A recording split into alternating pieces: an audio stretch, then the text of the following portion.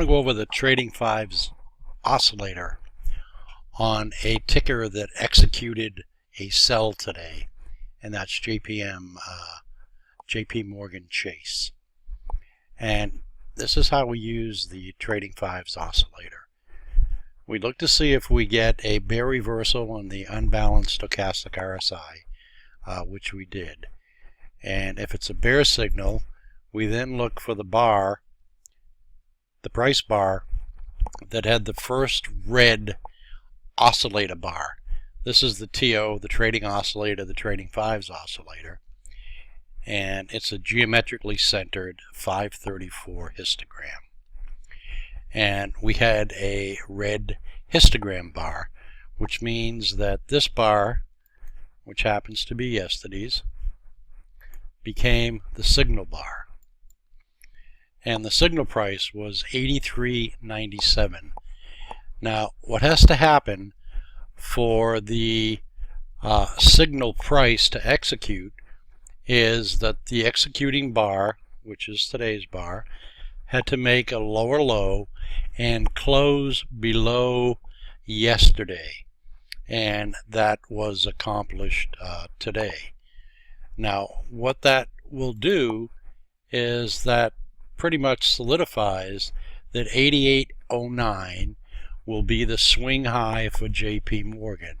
In other words, we do not expect JP Morgan to go back above 88.09 until there's a bullish reversal. Not that we expect it will do that, but we expect that it certainly will not do that until there's a bullish reversal.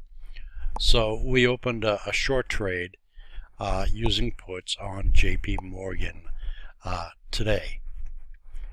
And the additional factors were that the weekly traffic light, which shows the trend, the top traffic light shows the trend, the trading trend, one time frame higher, and the bottom traffic light shows the trading trend one time frame lower.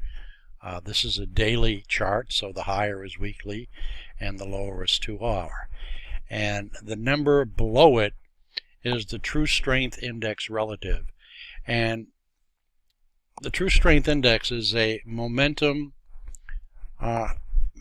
price oscillator and a trend indicator, but it has one peculiar value, and that it makes highs and lows relative to each particular ticker.